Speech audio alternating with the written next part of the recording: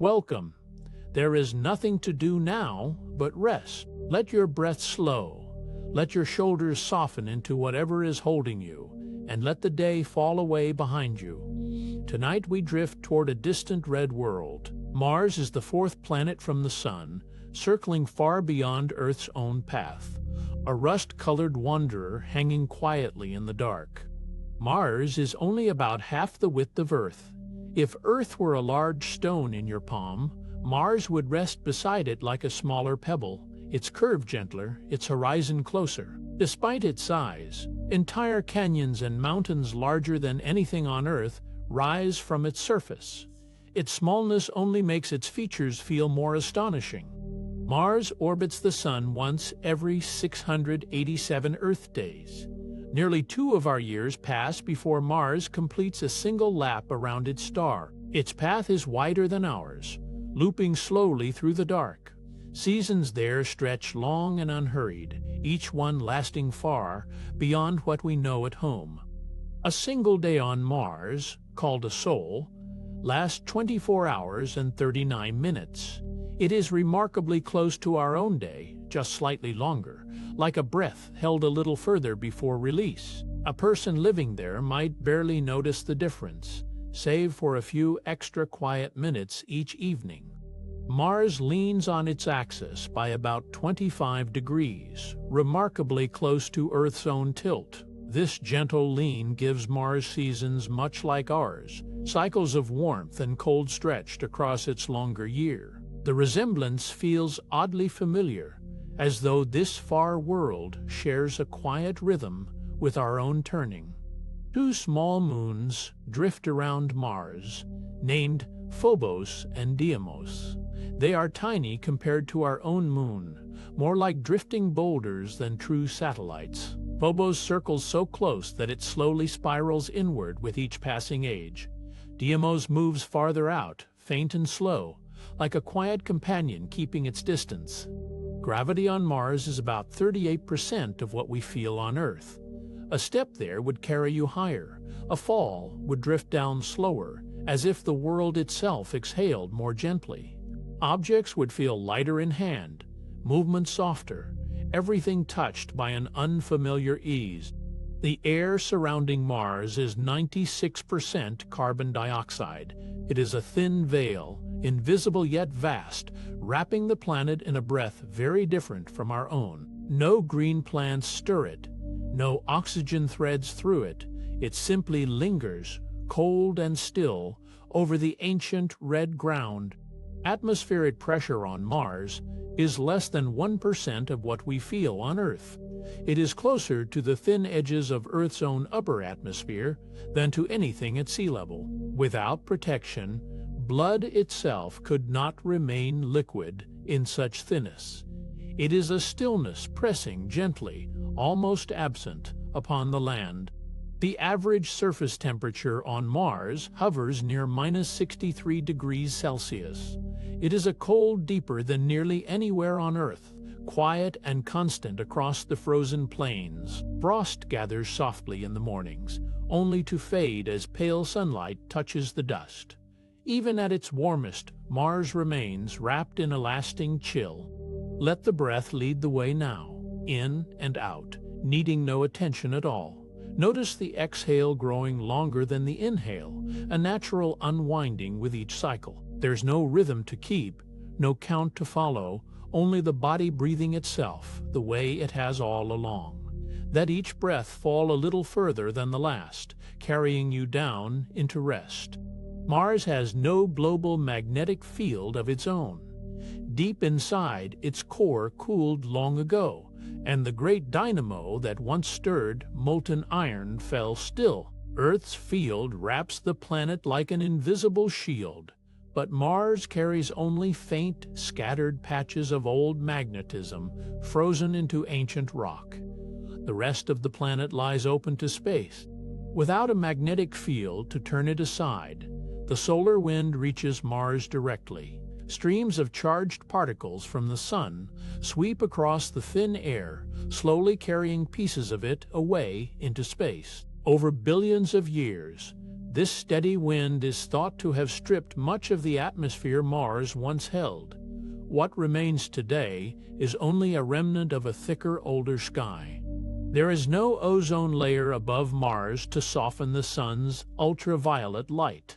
On Earth, that pale blue shield absorbs the harshest rays before they reach the ground. Mars has no such veil, so sunlight falls onto the red dust largely unfiltered. Anything exposed on the surface meets the sun's full intensity, unguarded and direct. Radiation levels on the Martian surface run far higher than anything felt on Earth. With no thick atmosphere and no magnetic shield, cosmic rays and solar particles reach the ground almost unimpeded. A person standing there for a single year would absorb far more radiation than is considered safe over a lifetime here at home. It is one of the planet's quieter but more serious hazards. Olympus Mons rises taller than any volcano in the solar system. Its slopes stretch so gradually that a person standing partway up might barely sense the climb. From base to summit, it towers roughly 3 times the height of Everest, yet its gentle grade would make the ascent feel like a long, wide plane tilting slowly upward. Mars simply had room and time to build something enormous. Valles Marineris cuts across Mars as one of the largest canyons known in the solar system. Stretched over thousands of kilometers, it dwarfs Earth's Grand Canyon many times over in length and depth. Sheer cliffs drop into shadowed depths where sunlight rarely reaches the canyon floor. Seen from orbit, it looks less like a scar and more like a wound the size of a continent. At each pole, Mars keeps caps of ice built from both frozen water and frozen carbon dioxide. Through the Martian winter, dry ice thickens across the surface, then thins again with the changing season, breathing outward and inward with the years. Beneath these shifting layers, deeper water ice remains locked in place, patient and unmoving beneath the frost. Ancient channels and dried lakebeds suggest Mars once carried liquid water across its surface. Riverbeds curve through the dust like memories of movement, and mineral traces speak of shorelines that vanished long ago, billions of years back. This same red ground may have held rivers, lakes, perhaps even a shallow sea. Where water flowed once, it left its outline behind in stone. Martian soil holds high amounts of perchlorate, a salt that is toxic in significant concentration. These compounds appear widely across the surface, mixed into the fine reddish dust that covers nearly everything. For any future visitor, this soil would need careful treatment before it could safely touch food, water, or bare skin. The ground itself carries an unseen caution within its color. Dust storms on Mars can grow large enough to swallow the whole planet.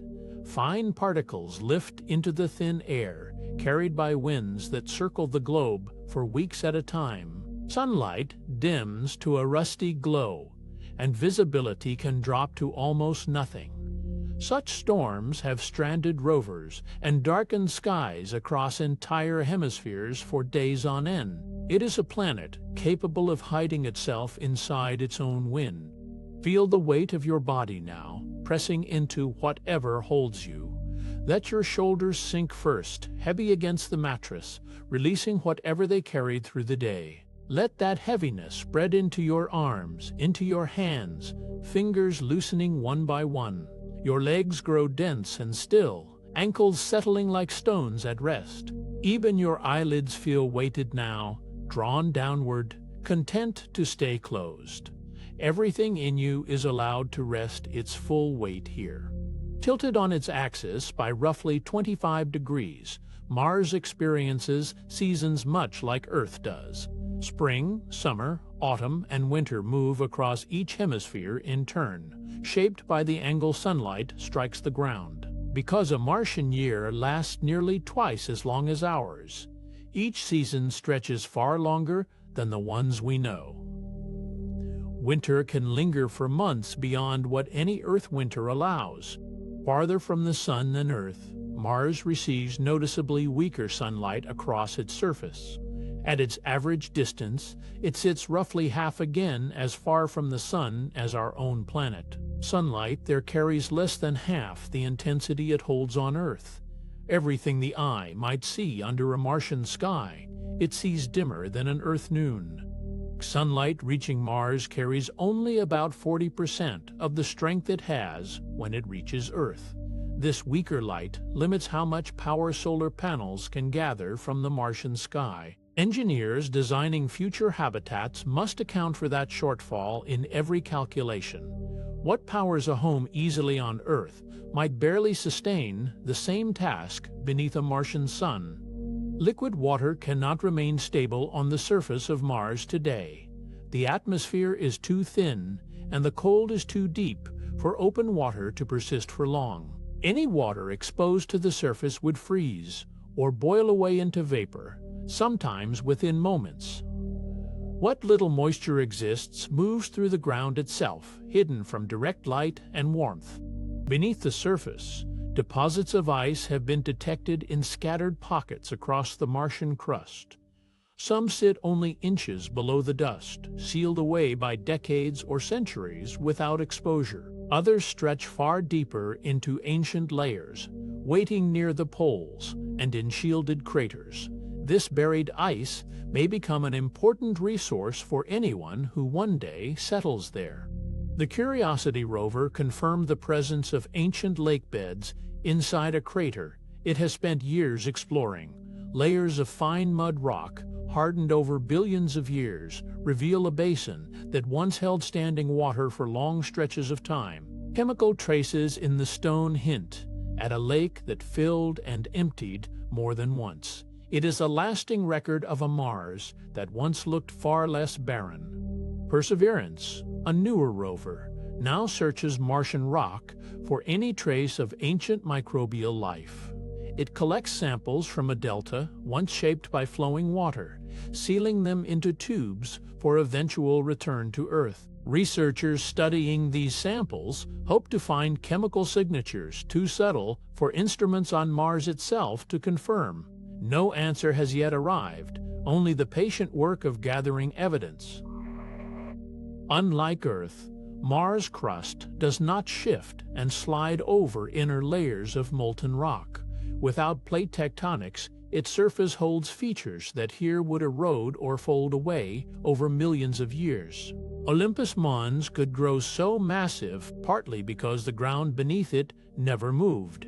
Mars wears its ancient scars without the slow erasure that resurfacing would bring.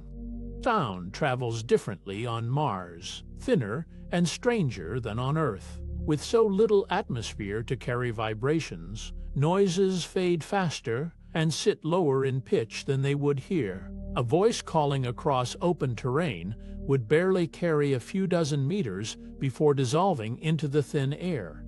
Engineers designing future habitats must account for this hush, since even alarms and machinery would sound muffled, distant, almost swallowed by the surrounding stillness.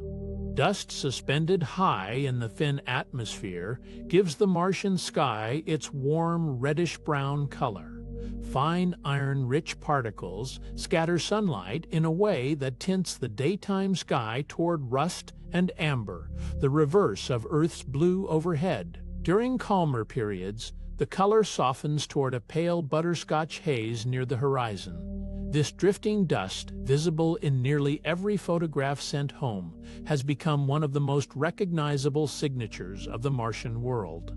Somewhere beyond these words, a low hum moves through the walls of a house, arriving without asking permission and fading the same way. It could be wind against a window, or a furnace settling into its rhythm, or simply the building breathing in the cold. You don't need to name it. Let it rise, hold for a moment, and slip back into the wider dark, the way tides pull back from the shore without leaving a mark on the sand. Phobos and Deimos, the two small moons circling Mars, are thought by many planetary scientists to be captured asteroids rather than moons formed alongside the planet. Their irregular, lumpy shapes and dark composition resemble objects found in the asteroid belt far beyond Mars' orbit. Gravity likely pulled them in long ago, trapping them in low, unstable orbits. Phobos drifts closer to Mars every century, and in tens of millions of years it may eventually break apart entirely. Months spent in weightlessness cause astronauts' bones to lose density at a pace far faster than aging alone would explain. Without the constant pull of gravity, the skeleton stops receiving the mechanical signals it needs to rebuild itself. Hip and spine bones are affected most, sometimes losing more than 1% of their mass every month. Exercise routines aboard spacecraft slow this loss, but they have never fully stopped it. Muscles begin to shrink almost as soon as gravity's resistance disappears. Legs and backs, built over a lifetime to carry weight against Earth's pull, start losing strength within days of reaching orbit. Astronauts returning from long missions often need help simply standing upright again. Hours of daily resistance training aboard spacecraft help preserve what muscle they can, though full strength returns only gradually once they are home. Spaceflight also weakens the immune system in ways researchers are still working to fully understand. Certain white blood cells become less active during long missions, leaving astronauts more vulnerable to infections that would otherwise be minor. Dormant viruses, quiet for years in the body, have occasionally reactivated under the stress of orbit. Doctors on the ground monitor these changes closely, treating the immune system as one more fragile system to protect. Fluid inside the body shifts upward in microgravity, pooling around the head and chest instead of settling toward the legs as it does on Earth. This shift can press gently against the eyes, sometimes flattening their shape and altering vision over the course of a mission. Some astronauts return with eyesight changes that persist for months. Researchers studying this condition still don't fully understand why certain crew members are affected more than others. Beyond Earth's protective magnetic field, astronauts absorb far higher doses of cosmic radiation than anyone on the surface below.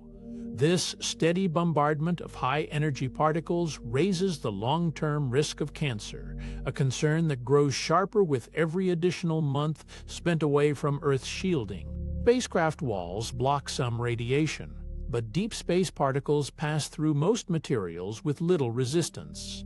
It remains one of the central challenges, standing between short missions and anything as long as a journey to Mars.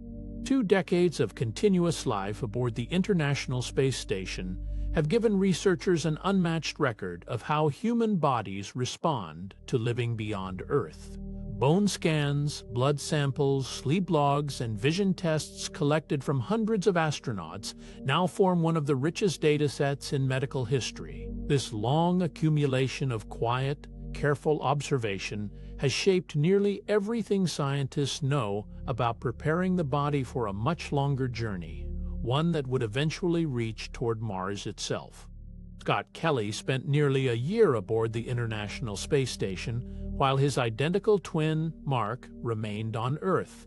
NASA compared their bodies afterward gene by gene, cell by cell. Small shifts appeared in gene expression, immune markers, and the length of protective caps on his chromosomes.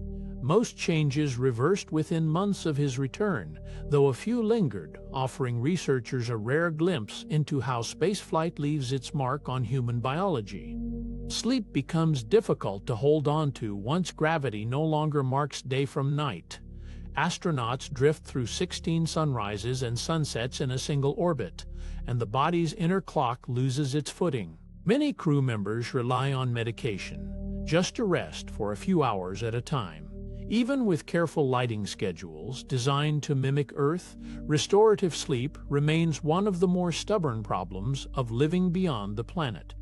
A journey to Mars would expose astronauts to radiation levels beyond what current safety limits allow across an entire career. On Earth, thick air and a magnetic shield absorb most of what space sends our way. Beyond that shelter, months of exposure could push a crew past thresholds meant to last a lifetime. Engineers and physicians alike consider this one of the largest unresolved obstacles standing between short missions and a true voyage to Mars. Let warmth begin somewhere small, perhaps behind your eyes, and let it spread from there. Feel it move down through your cheeks, loosening your jaw without any effort on your part. It travels into your shoulders next, melting whatever weight has gathered there through the day.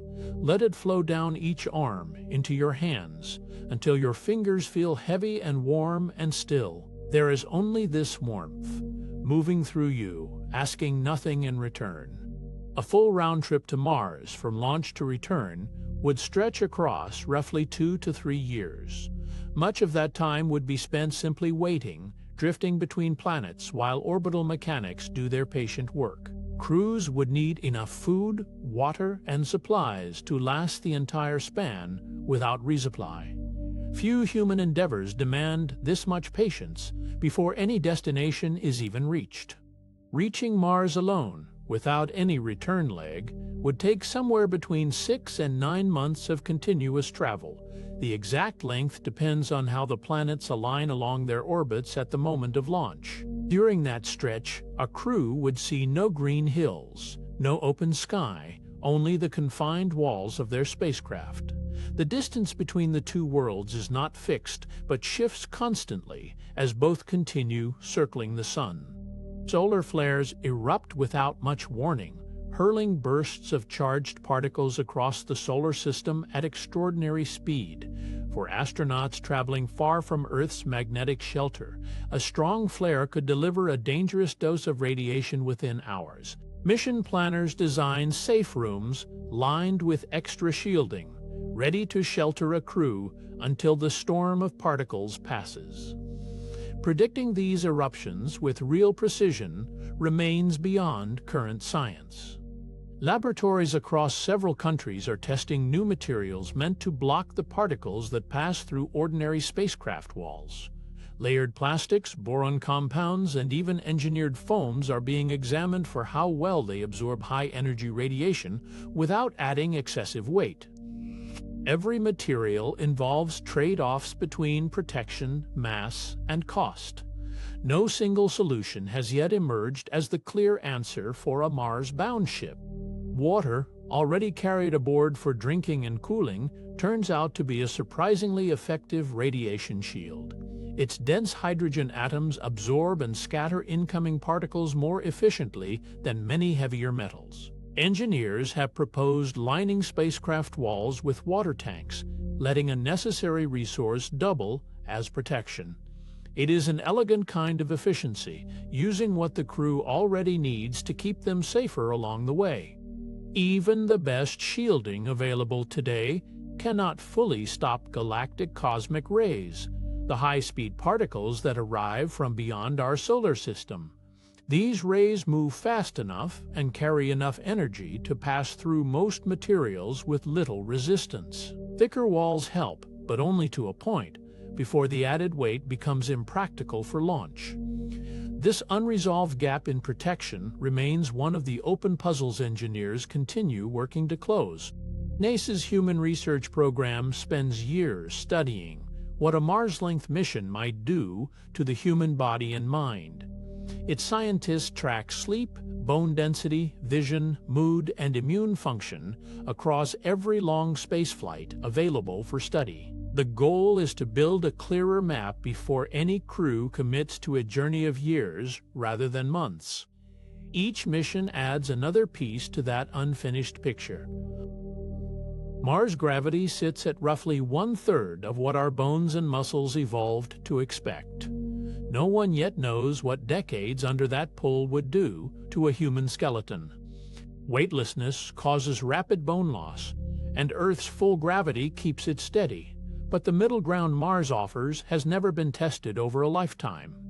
It remains one of the quiet uncertainties waiting at the edge of any future colony. Whether partial gravity like Mars can slow or halt bone loss is still an open question in space medicine. Some researchers hope a little pull is enough to keep the body from drifting into decline. Others suspect it only delays the same slow erosion seen in weightlessness. Without long-term data from the surface itself, the answer stays out of reach for now. To this day, Not a single human being has stood on Mars or felt its gravity firsthand. Every number describing that pull comes from instruments, calculations, and orbiting spacecraft rather than lived experience. The closest anyone has come is a fraction of a second in a drop tower or a parabolic flight. Mars gravity remains, for now, a number on paper rather than a feeling in the body. Somewhere far off, an ember sits low in a dark hearth, glowing without hurry. Its light dims by degrees, so slowly the eye can barely mark the change from one breath to the next. There is no need to watch it fade. Let your shoulders lower with it, let your thoughts grow as unhurried as that fading light, and let the dark around it feel like an easy place to rest. Long before any spacecraft leaves for Mars, small teams on Earth already live as if they had arrived. These analog missions recreate the isolation, the delays, and the confined quarters of a distant outpost. Volunteers spend months inside sealed habitats, following schedules built around a planet they can only imagine outside their walls. Their daily lives become quiet experiments in patience and endurance. On the slopes of a Hawaiian volcano, a dome called Slzz has housed crews for months at a time, cut off from ordinary contact with the outside world. Its rocky, reddish terrain echoes the Martian surface closely enough to blur the line between simulation and imagination. Inside, crews eat rationed food, communicate through delayed messages, and rarely step outside without a suit. The mountain around them stays indifferent to the story being told upon its slopes. In the deserts of Utah, a small station built to resemble a Martian outpost lets researchers test both equipment and endurance under harsh, dry skies. Crews wear simplified suits, run simulated spacewalks, and troubleshoot tools the way a real mission might require. The station also gathers something less tangible than gear performance, the shifting moods and small frictions that isolation slowly reveals. Every rotation adds another quiet chapter to what living apart from the world might feel like. At the bottom of the world, Antarctic research stations offer another kind of rehearsal for Mars. Their crews endure months of darkness, extreme cold, and near total separation from family and familiar comforts. Psychologists study how morale rises and falls across a long polar winter, hoping the patterns translate to a spacecraft or a distant outpost. The ice there keeps its own silence, indifferent to whatever lessons humans hope to draw from it. Isolation itself, more than hardware or radiation, worries many who plan for a Mars crew's mental health. Months confined with the same few people, far from family voices and ordinary sunlight, can wear on even the steadiest minds. Boredom, friction, and quiet grief have all surfaced in analog missions meant only to rehearse the experience. How a real crew would carry that weight across years rather than months is still something no one can fully answer.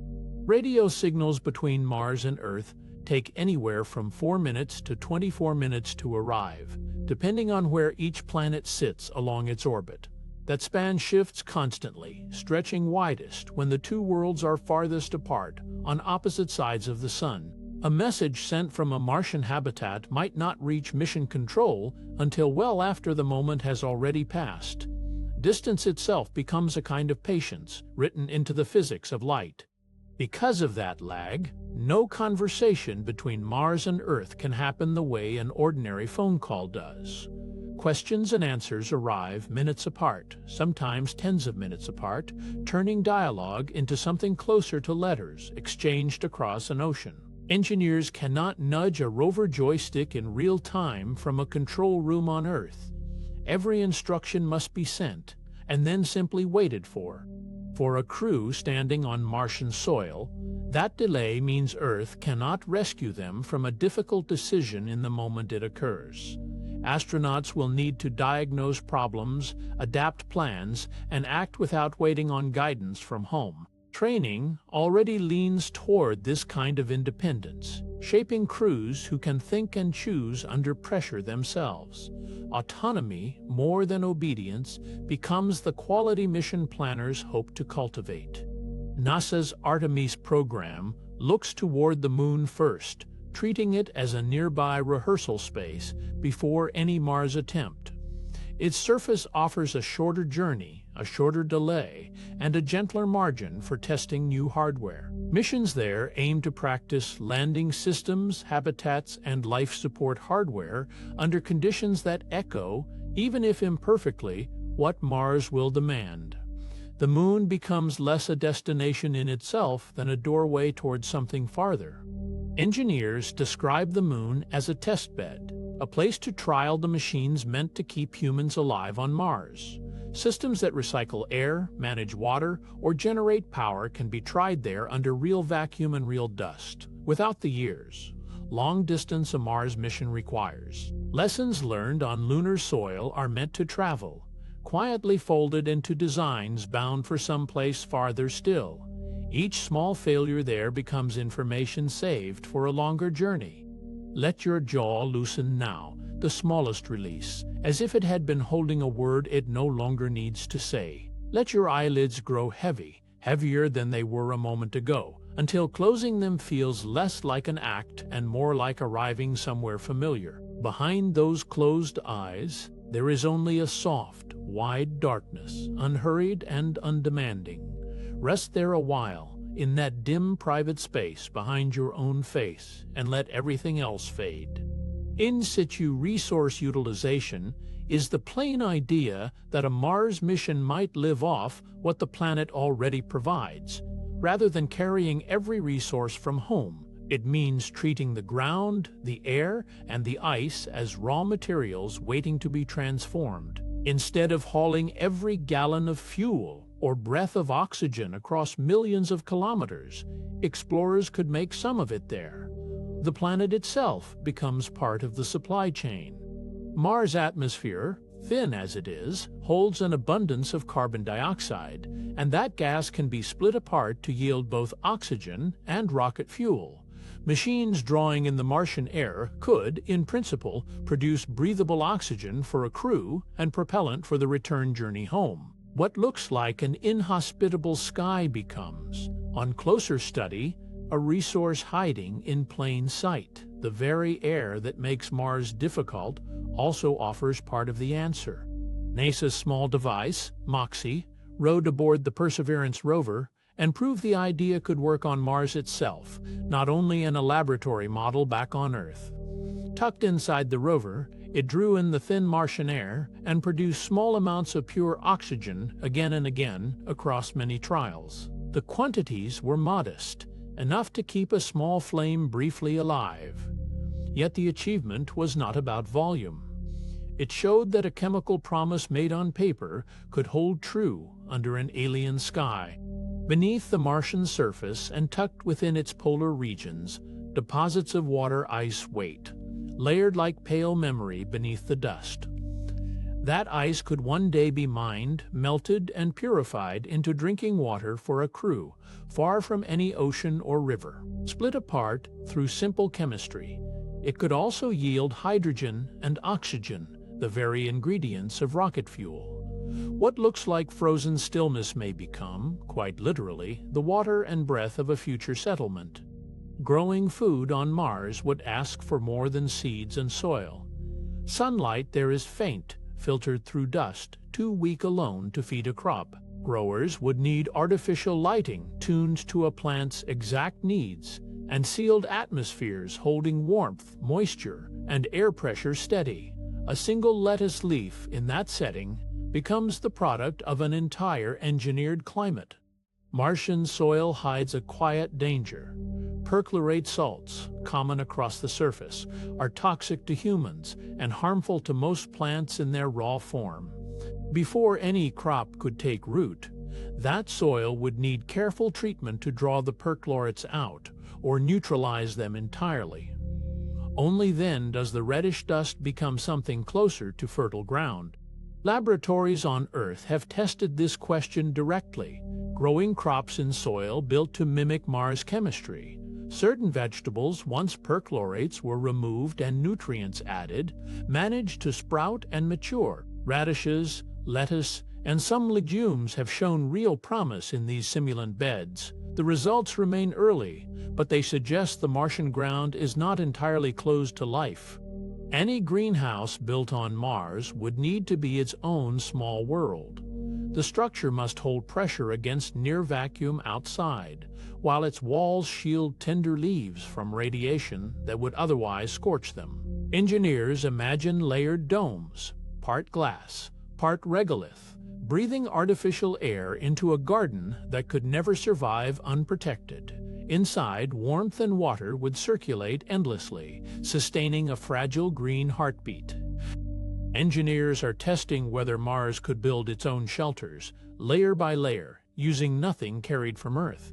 Three-dimensional printers, loaded with crushed regolith, extrude walls the way a baker might pipe frosting, shaping habitats directly from the ground beneath them. Early trials on Earth, using simulated Martian dust, have already produced sturdy test structures. The idea is elegant in its simplicity. Let the planet build its own home.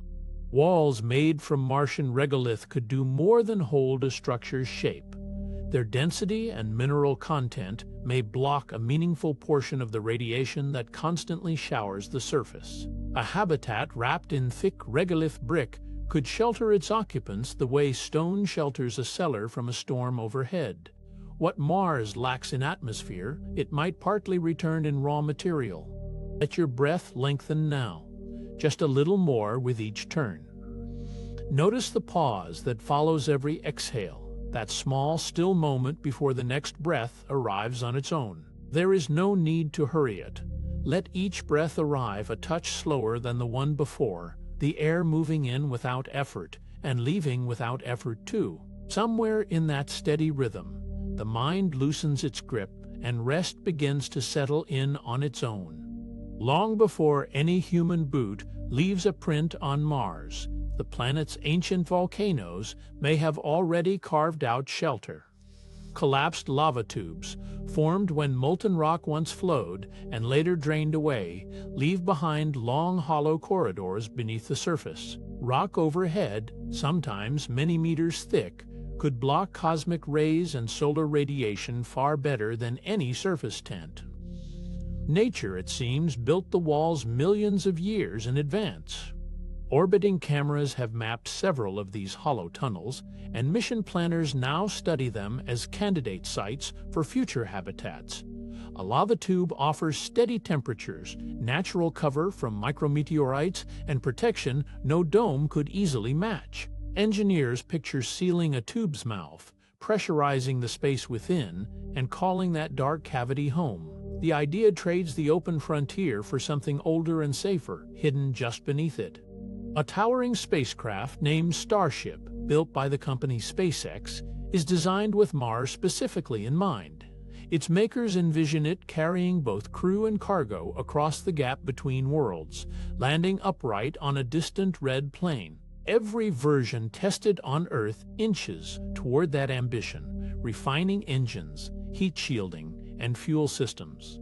For the first time, a vehicle exists that is being built, quite literally, with Mars as its destination. Reusability sits at the center of Starship's design. Rather than discarding rockets after a single flight, engineers aim to land, refuel, and launch the same vehicle again and again. Each reuse spreads the enormous cost of reaching Mars across more journeys. The way a ferry becomes cheaper per passenger, the more crossings it makes. If it works as planned, the price of reaching another world could fall dramatically. Elon Musk has spoken openly about founding a self-sustaining city on Mars. In his vision, the settlement grows beyond a research outpost into something closer to an independent civilization, complete with its own industries and eventually its own culture. He has suggested it might house 1 million people within a century. Whether such numbers are realistic remains far from settled, but the ambition itself has shaped how many now imagine humanity's next home. For now, No colony on Mars could sustain itself without constant resupply from Earth. The technology to grow enough food, manufacture enough spare parts, and generate enough power for true independence does not yet exist in a proven, reliable form. Engineers have working pieces, oxygen generators, small greenhouses, prototype reactors, but none have been tested together, at scale, for years on end.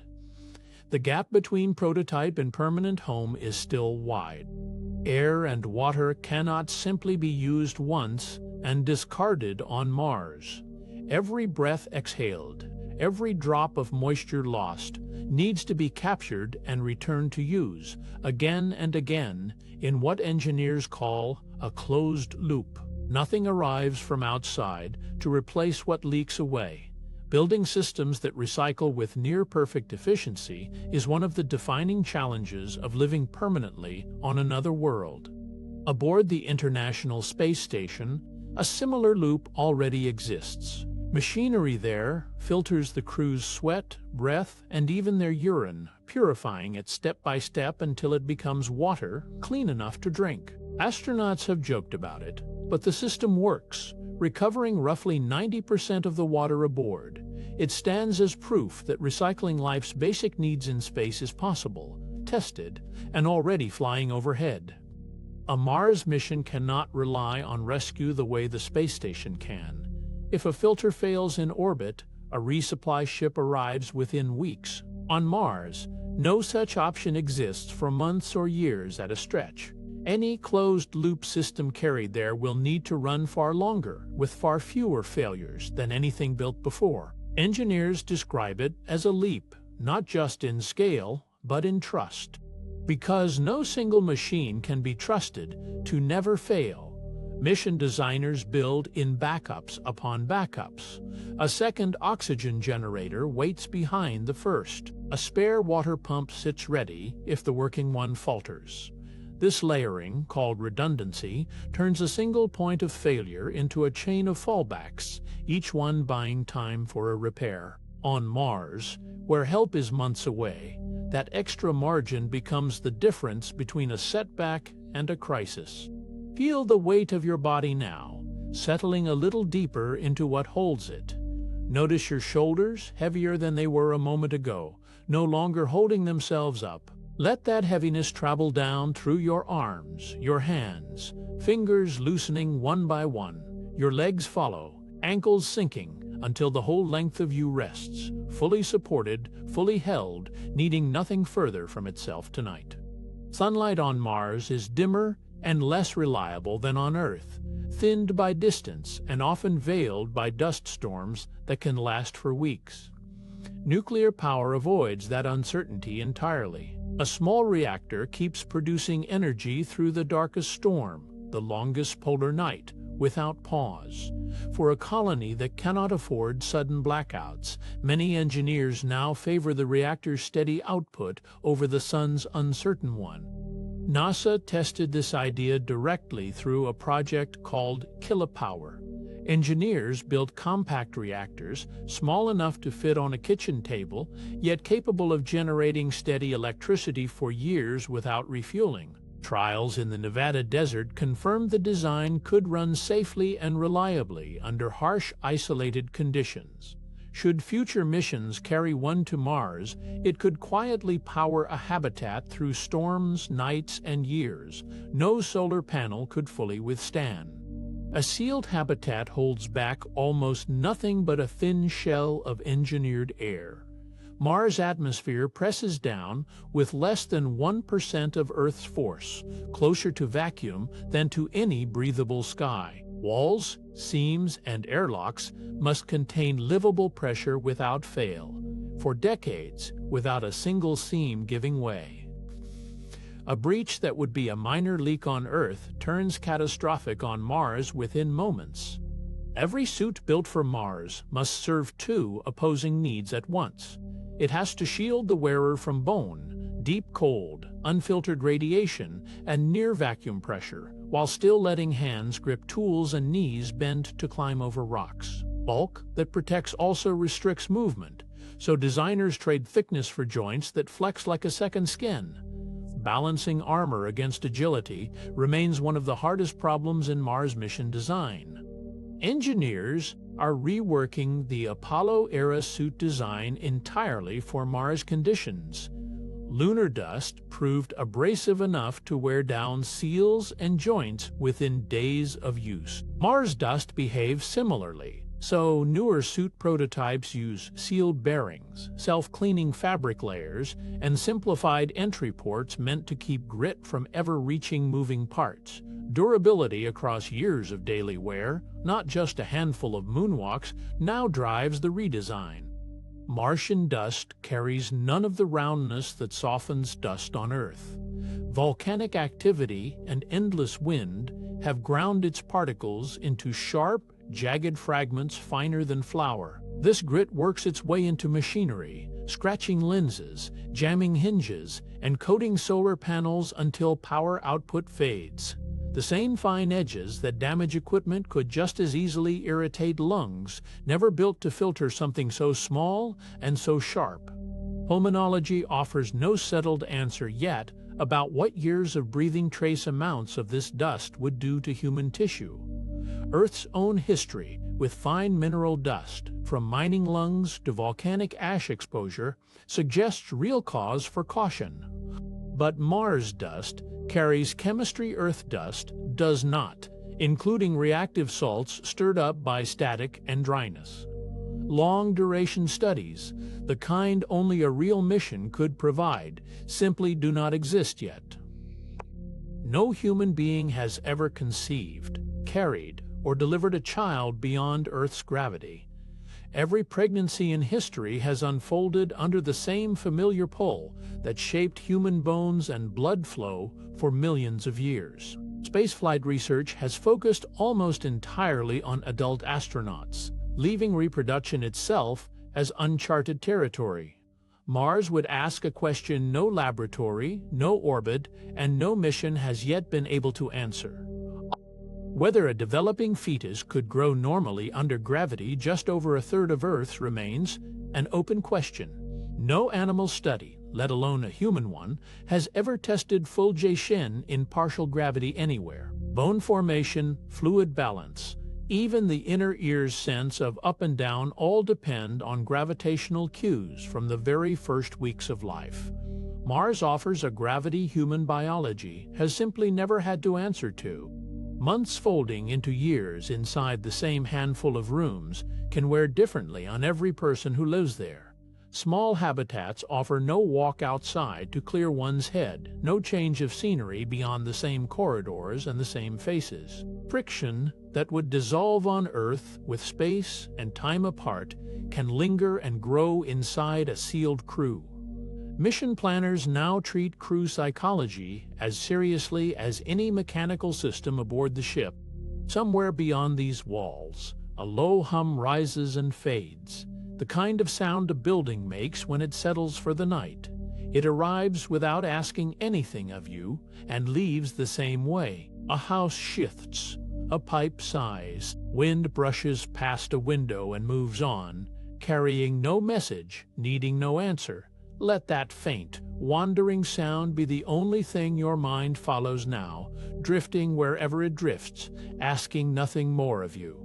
NASA's astronaut selection process now weighs psychological resilience nearly as heavily as physical fitness.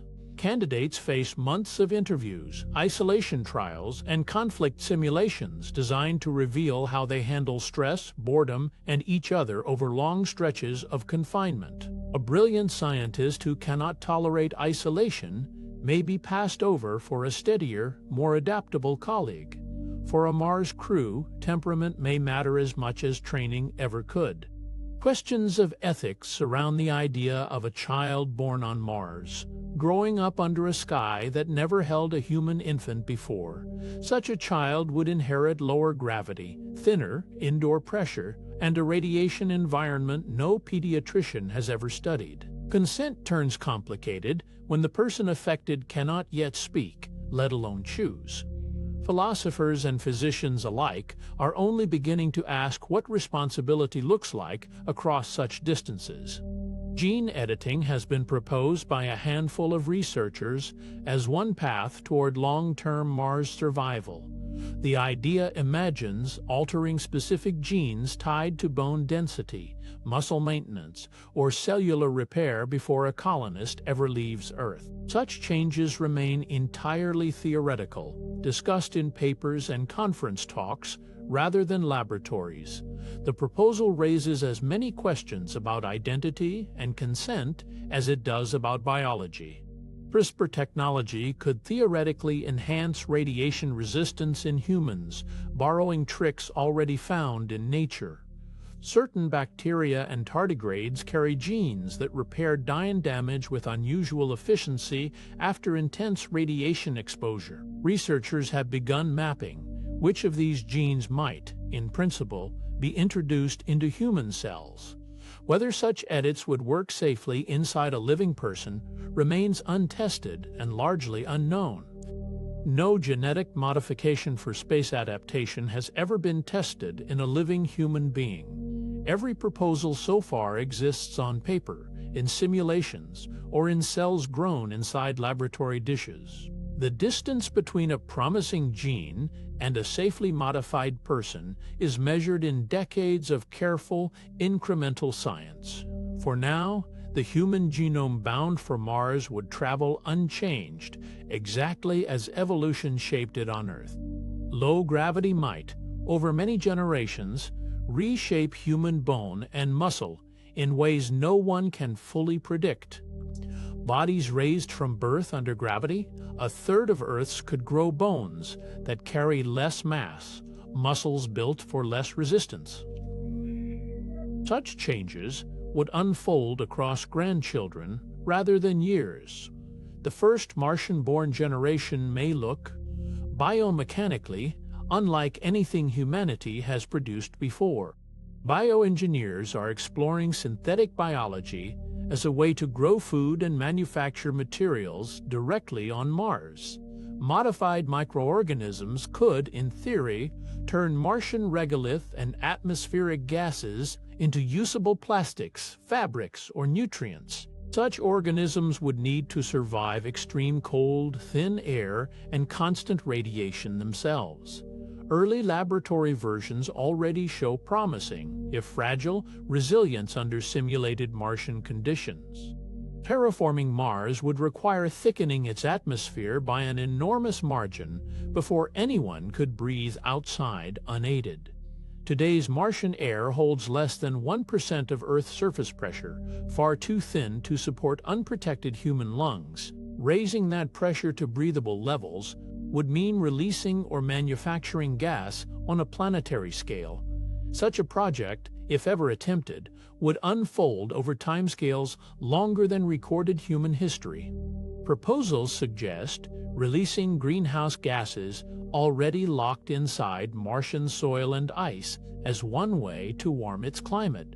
Trapped carbon dioxide, if freed in large enough quantities, could thicken the atmosphere and raise surface temperatures over time. Some versions of this idea imagine factories built solely to manufacture greenhouse gases from local materials. The math remains uncertain, and the timescales involved stretch across centuries.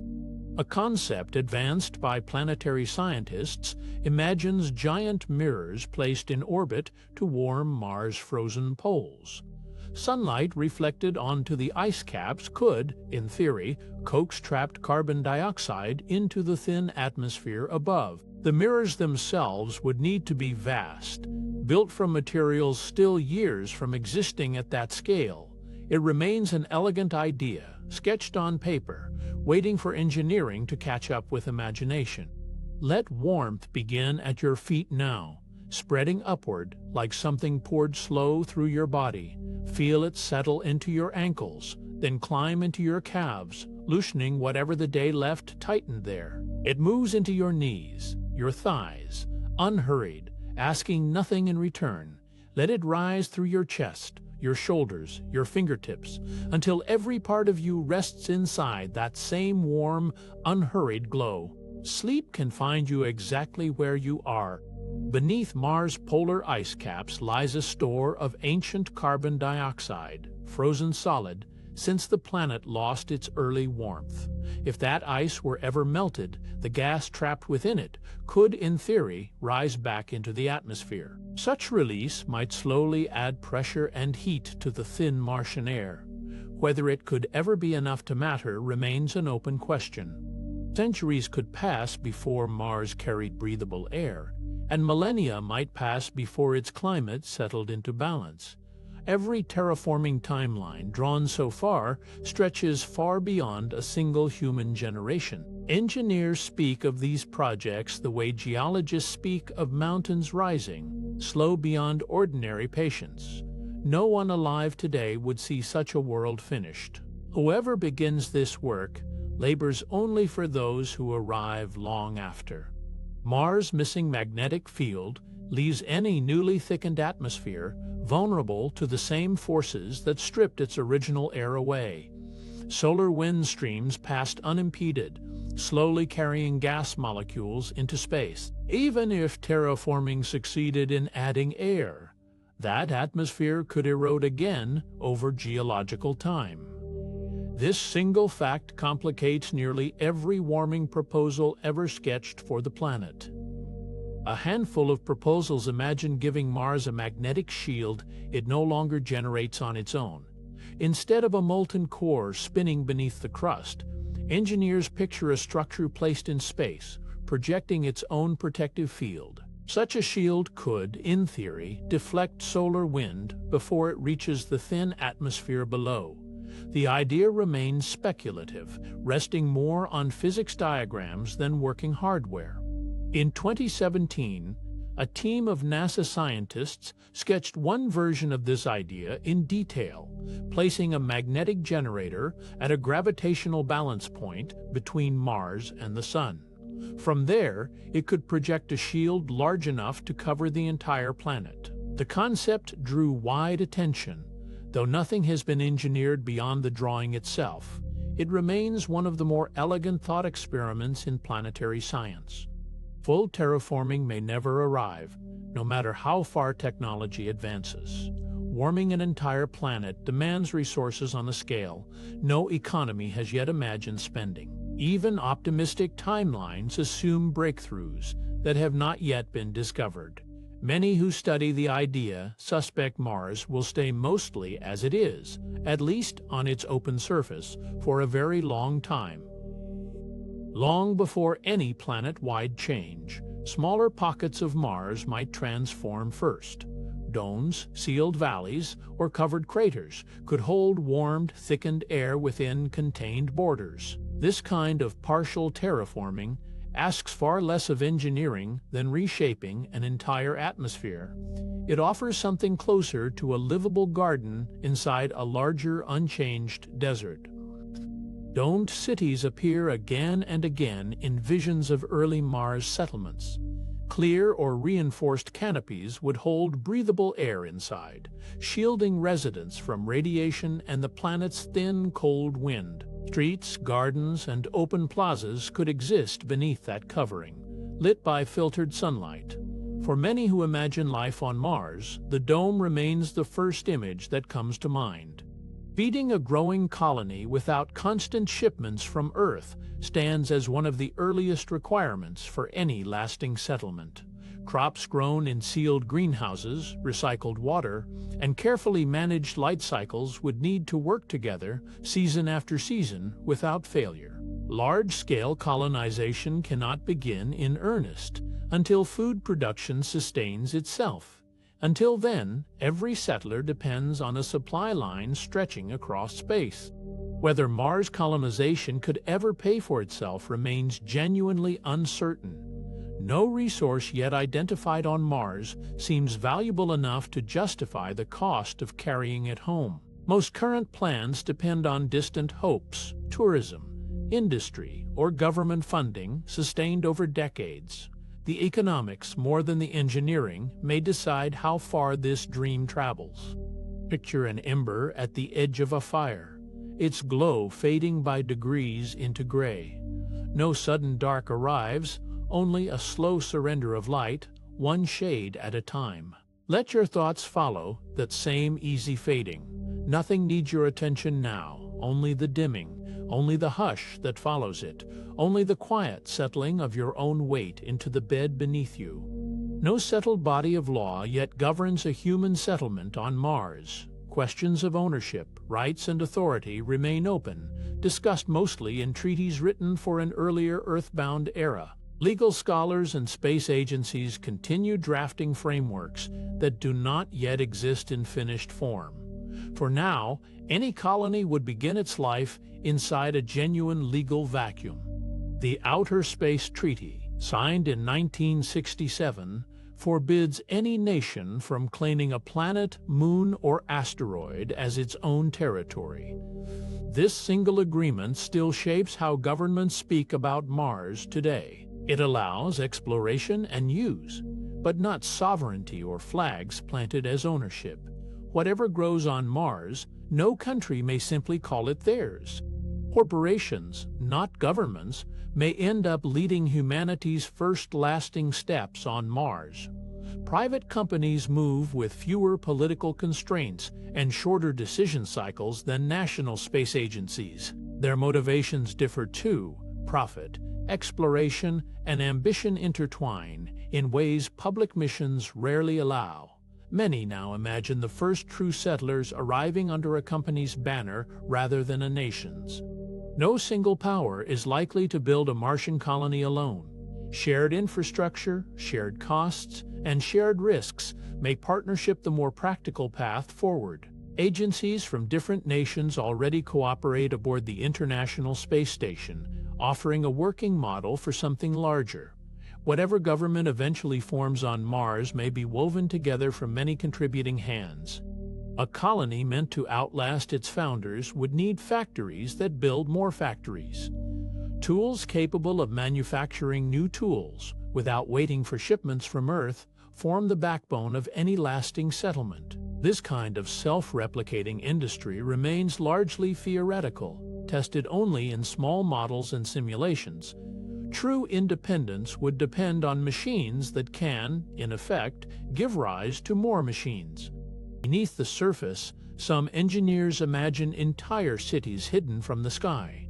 Underground shelters would remove the need for heavy shielding above every structure, letting rock and soil absorb radiation instead. Tunnels and chambers could be carved wide enough for homes, gardens, and shared spaces. Life on Mars, in this vision, unfolds mostly in the dark, lit by careful engineering rather than sunlight. Robots may lay the first foundations on Mars long before any human sets foot there. Machines capable of digging, welding, and assembling structures could prepare shelters, power systems, and roads in advance. Sending robotic builders ahead reduces the risk carried by any human crew. By the time astronauts arrive, a portion of their home might already be waiting for them. Engineers on Earth are already testing autonomous machines meant to build without human hands nearby. Prototypes practice digging, grading, and assembling in environments modeled after the Martian surface. These robots must work without constant guidance, since communication delays make real-time control unreliable. Their success on Earth's test sites offers an early glimpse of Mars construction to come. Certain researchers propose seeding Martian soil with organisms built to survive extremes no ordinary life could endure. Engineered extremophiles might break down toxic perchlorates or enrich barren regolith with nutrients over time. This idea remains speculative, resting on biology not yet developed for such a purpose. If it worked, soil once hostile to any seed might slowly become ready to hold one.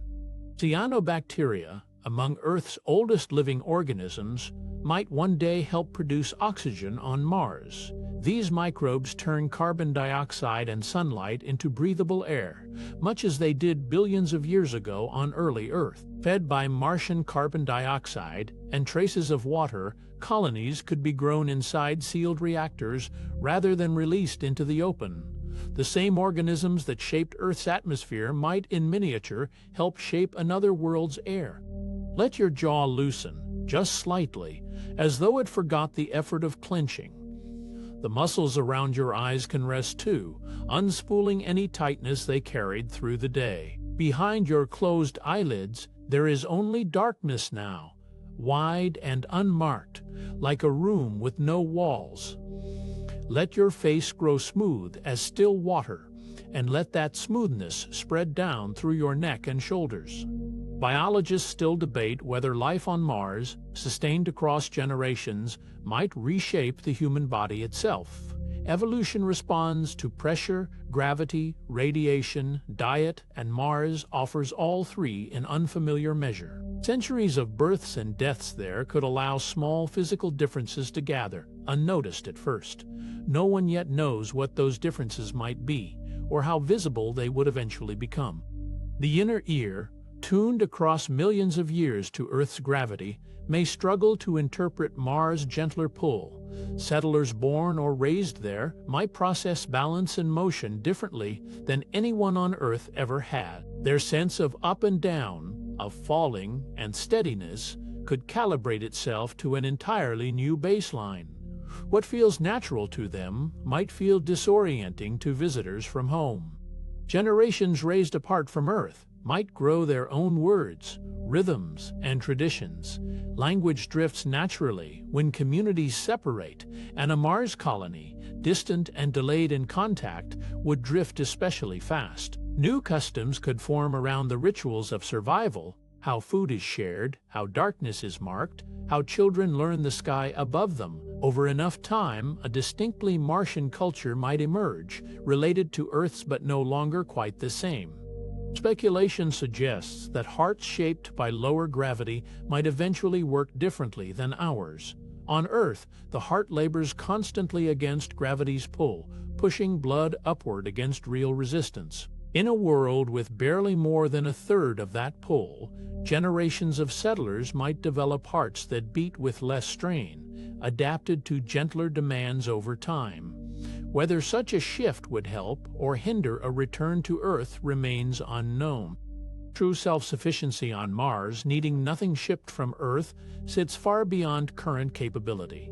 Every tool, seed, and spare part still depends on ships crossing millions of kilometers of open space. Manufacturing metals, growing enough food, and producing every needed chemical locally would require infrastructure built over many years. Most estimates place full independence decades away, if it arrives at all. One proposal imagines pregnancy itself relocated outside the human body entirely, into engineered artificial wombs. Radiation, altered gravity, and the isolation of early Mars missions all pose unknown risks to a developing fetus. A synthetic womb, its environment fully controlled, might sidestep some of those uncertainties altogether. The technology remains experimental on Earth, tested only in early stages, far from ready for that role on Mars. Spacecraft bound for Mars might spin, deliberately, to recreate the pull of gravity during the long journey. A rotating hull turns centripetal force into something resembling weight, letting astronauts stand, walk, and sleep as they would on Earth. This design could reduce the bone and muscle loss that plagues months spent in weightlessness. Engineers have tested small-scale versions, though no full human transit ship has yet been built this way. A different idea turns the rotating habitat inward, placing it on Martian ground rather than in transit. Engineers have sketched structures that spin in place, using centrifugal force to approximate Earth's stronger pull for those living inside. This kind of habitat could ease the long-term strain lower gravity places on bones and hearts. Whether anyone would choose to live confined within a turning structure remains an open human question, not just an engineering one. Medicine on Mars may look nothing like medicine on Earth. Bones healing under lower gravity, wounds closing in filtered air, hearts adjusting to a different rhythm of gravity and pressure. Each may call for treatments no textbook yet describes. Physicians training for such colonies might study a body reshaped by its new world. Entire branches of care, still theoretical today, could someday become as routine as a checkup. Another idea imagines skin itself doing quiet work, drawing a little nourishment straight from light. Engineered pigments, borrowed from plants, might one day let human cells capture sunlight the way leaves do. It remains speculative, decades from any real trial, resting more in imagination than in laboratories. Still, the thought is tender in its way, bodies drinking sunlight, however faint, on a world so far from the sun's warmth. Notice your breath now, without changing it. Let it arrive and let it leave, a little longer each time it goes. There's no need to hurry it, no need to guide it anywhere. Just let each exhale carry a small weight away with it, until the next breath comes on its own, lighter than the last. Futurists sometimes describe Mars as a second home for humanity, kept in reserve. Should Earth ever face a catastrophe too great to survive, a distant colony might carry forward its memory, its knowledge, its story. The idea offers comfort more than certainty. No plan guarantees such a refuge, but the dream of it lingers, quiet and hopeful, at the edge of many conversations about the future. Colonizing Mars is often described as insurance, a way to spread the odds of survival across two worlds instead of one. Asteroid impacts, pandemics, and slow environmental change all threaten a single, fragile home. A second settlement wouldn't erase those risks, but it might soften them, giving humanity more than one chance to continue. The reasoning is practical, even if the timeline remains far from settled. A colony capable of feeding, healing, and governing itself might eventually choose to stand apart from Earth altogether. Political independence would follow naturally from true self-reliance, the way distant settlements on Earth once grew into nations of their own. No law yet defines how that separation might unfold on another planet. The question stays open, resting quietly beneath every plan for a lasting Martian society. Distinct customs may take root wherever people settle, long enough to call a place home. Within a single century, language, humor, even small daily rituals could shift just enough to feel uniquely Martian.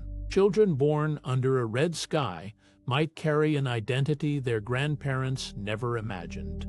Culture, after all, has always grown from isolation and time, wherever humans have gathered to build a life together. Whether long-term settlement is truly sustainable remains one of biology's open questions. Some scientists point to bone loss, radiation, and fertility risks as reasons for deep caution. Others believe technology could compensate for whatever the body cannot adapt to on its own. No consensus exists yet, only careful research continuing on both sides of that quiet disagreement. Technology, more than biology, may end up carrying most of the weight of human survival on Mars. Suits, shelters, and machines could shield fragile bodies far faster than evolution ever could reshape them. Engineering, in this sense, becomes a kind of borrowed adaptation, letting unprepared bodies live in a place they were never built for. The body stays mostly human, the world around it does the changing instead. Future humans, some speculate, might be shaped deliberately for Mars rather than adapted to it after arrival. Genetic changes could theoretically strengthen bones, sharpen radiation resistance, or ease the body's relationship with lower gravity before a single foot ever touches Martian soil. No such engineering has been attempted in humans. The idea remains distant, resting somewhere between careful science and quiet imagination about what a body could become. Homo Martianus is a name proposed for a hypothetical human line shaped by generations under red skies. It describes no living person, only a thought experiment about what centuries of lower gravity, thinner air, and isolation might eventually write into a body. The term carries curiosity more than certainty. It exists as a placeholder for a future no one has yet reached, a name waiting for a story that hasn't been written. Full adaptation to Mars stays an open question across biology, medicine, and engineering alike. No one yet knows whether bones, hearts, and minds could ever settle comfortably into that lighter, colder world. Every answer so far is partial, built from analog habitats, orbiting laboratories, and careful guesswork. The truth will likely arrive only after real bodies live there long enough to tell their own story. Whether humanity truly becomes multiplanetary remains a frontier still drawn mostly in imagination. Every fact gathered here, from dust storms to dreaming domes, points toward possibility rather than certainty. Mars waits, patient and unchanged, while human ambition circles it slowly across generations. For now, it is enough to have wandered this far together. Let the mind rest here, among red horizons and open questions, and drift toward sleep. Good night.